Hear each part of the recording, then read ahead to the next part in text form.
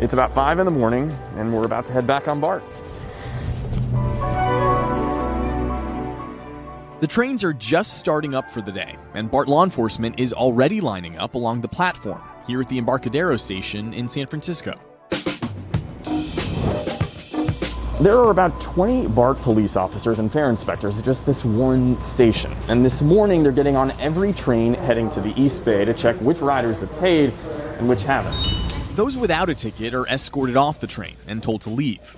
This kind of operation is known as broken windows policing.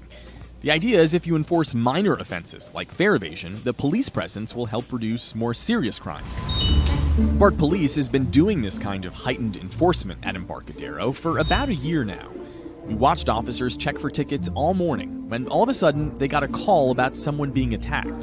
The guy that tried to rob me just walks in, comes up close to me. That's 21-year-old Jack O'Brien.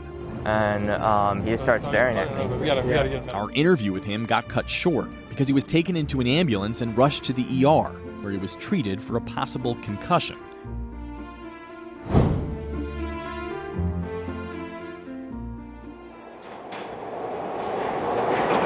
While roughly 90% of riders are gone, many of BART's problems are still here. Violent crime, fare evasion, homelessness, drug use. You see everything. You see people using meth on the train. You see people masturbating. Marcelo Costa reached out to us to share what just happened to him on BART. As soon as I sat down, I felt the prick. It just shot me up. And as soon as I shot up that I saw it fly out, that's when I knew what it was. It was a used needle. It was a used needle. He says that syringe was wedged into the side of his seat, which is why he couldn't see it at first. The needle went through my pants and into the back of my right thigh. I was worried what diseases are in that needle. As a precaution, doctors put him on anti-HIV medication for the next month. I didn't have the baby. BART is also struggling with serious and systemic mental health issues. Your hair's on fire. This woman set her hair on fire. Passengers tell us just before she was talking to herself. And it's BART Police that's called to respond to the wide range of issues on and off the trains. Let me out. Cops pulled this woman off BART for not paying and refusing to wear a mask. I will shoot you. She then threatened to kill an officer. And when another BART cop tried to give this man a free mask, he gave the officer the finger. And remember Jack from the ambulance? We caught up with him a few days after he was released from the hospital.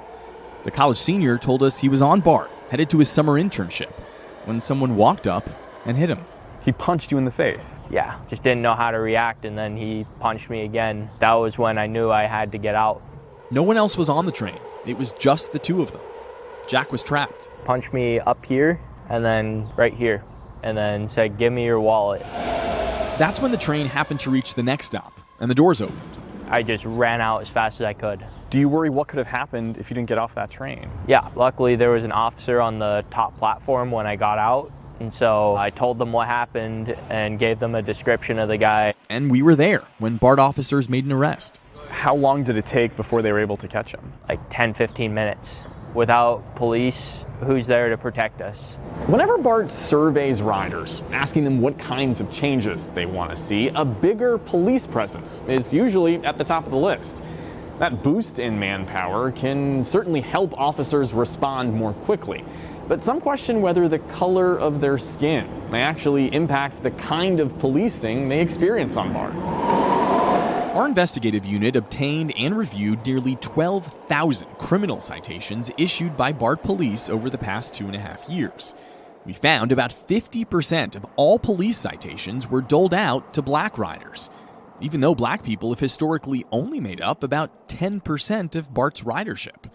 During COVID, that has increased, but black ridership is still only 22%. Do BART officers police riders differently based on the color of their skin? Absolutely not. Keith Garcia is a BART officer of 27 years and the head of the agency's police union. The whole narrative of racial bias inside our department, as far as I'm concerned, null and void. What does that discrepancy tell you? It tells me that's the pool of violators. It tells me that's the stat. We're not going out trying to find somebody or lure them into committing a crime. We're simply responding to the fact that they are committing a crime. So that doesn't leave any room for potential racist bias within the police department. There's always room for personal motivations and bias, but what you do with that is the key. Do people have biases? Yes. Do people act on those? I hope not. I don't. It is possible the disparity in BART's policing may be even worse. Remember that early morning police operation we showed you in San Francisco? The one that's been going on for a year that has officers removing passengers from trains? We found out it's only trains on this side of the platform. Trains that happen to be heading toward Oakland in the East Bay. Across the Bay Area, some of the largest concentrations of African Americans live in the East Bay. So we asked BART for the data, detailing the racial makeup of who exactly police are kicking off each morning. But BART told us officers don't want to hold up the trains, so they don't collect that information. Plus, these riders aren't getting cited, which means there's no paper trail, no records. So for a year, officers have been removing people off those trains. But BART can't tell us if any group of riders, one race or another, have been disproportionately impacted, because BART doesn't even know that. Does that kind of policing concern you? It certainly warrants examination. Russell Bloom is BART's independent police auditor, a sort of watchdog for the agency's officers. Even the decision about which direction train is going to be examined, I think it's important to understand how the decision was made. Even if it wasn't made sort of with an affirmative or express bias attached to it, if it wasn't considered through a lens of racial equity, then I think that was a limited review of the plan. So that's one of the important things, is to actually acknowledge potential impacts, even if it's a bit of a stretch to think about it, or maybe it's uncomfortable to think about it. That's ridiculous. Doesn't make sense to you? It makes no sense. You're going to go where the people are. Just like if you're going fishing, you're not going to go where there's no fish. You're going to go where there's fish. So the reason why we are checking those trains at Embarcadero in the morning, because the highest concentration of homeless people who get on our train without tickets and take up seats and don't wear masks are on those trains. And if they're allowed to continue through the Transbay Tube, they'll go all over the system. And then when you get to the end of the lines, the first train into the station had 19 homeless people on it with no masks, coughing, no shoes, dragging garbage cans and dirty blankets.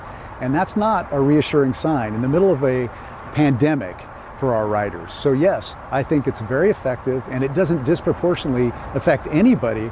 But remember, BART doesn't actually know that for sure, since officers aren't keeping track of who they're kicking off. Even though BART's own police chief recently said that's exactly the kind of data his department is collecting. He made those comments during one of BART's virtual board meetings, while boasting about all the reforms his agency has made, including improving transparency. The BART Police Department collects comprehensive demographic data on all stops. You heard him. All stops. But that's just not true. Power to the people! Amid calls to defund or even disband police, BART is now vowing to limit the role of officers throughout the transit system. In October, BART plans to unveil a new policy that would prohibit officers from responding to calls relating to homelessness, mental illness, and drug use, instead dispatching unarmed staff, possibly social workers. Do you worry this could be the first steps to dramatically lessening your department's role inside BART? I think with our current leadership, no. Our collaborative effort is to continue to hire and to keep putting more officers into the system. The chief even tried calming fears within his own department by sending out this internal memo, which we obtained. He writes, "Let me be clear, we are not getting defunded." But hiring more police officers hasn't exactly been the mantra coming from most of BART's board. Here's BART Director Bevan Dufty. We have made mistakes in putting police up front, in dealing with things that they don't have the tools to solve, and that make many of our riders feel unsafe and create situations that we don't want to see happen. BART had budgeted $2 million to hire 11 more police officers and fare inspectors, partly to enforce the new mask requirement. But BART ultimately nixed those plans, and instead of growing its police force, BART's board voted to use most of that money to hire 10 unarmed staff called ambassadors, who walk the trains looking for any potential security concerns, or even just lost tourists who need some extra navigating. It increases the perception of safety for some people, but it does nothing for actual safety. Why do you say that? Because an unarmed ambassador can't do anything more than any one of us can do with a cell phone. And that means call the police. If there's a serious crime, all they're going to do is call the police, and then I'll come.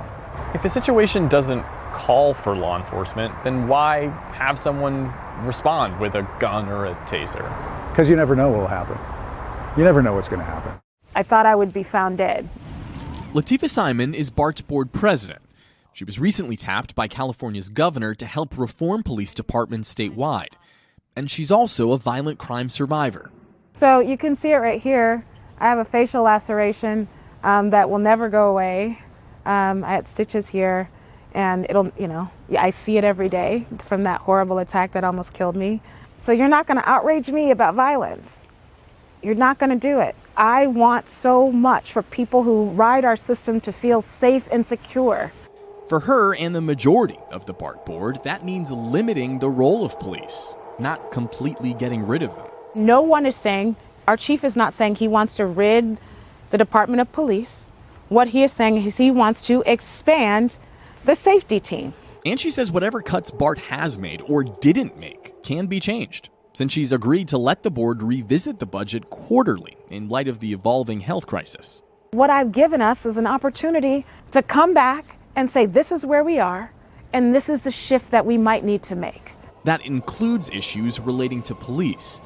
But for now, she believes what BART truly needs is fewer staff with guns. No matter how many police officers you have, you can't have a police officer in every 5 feet of all the proximity within 130 miles. There's no way. But what we can do is increase, again, the eyes and ears. We can make sure that our technology is smart. We can add more unarmed folks and make sure that our armed folks have the tools that they need to do what they need to prevent violence, to apprehend folks who are crossing barriers and lines and social contracts. We all want that. But the direction BART will need to take to get there, and the stops it will likely have to make along the way, can be pretty polarizing, even painful. I couldn't believe it. And all I could do is pray and say, oh God, just let him be okay. Just let him be okay, God. Ahead on Derailed. Oscar said, I can't breathe. I can't breathe. Hey, don't shoot me. I got a 4-year-old daughter. The deadly shot fired by a BART police officer 11 years ago that is still wounding people today. What's at stake here? Another life is being lost is at stake.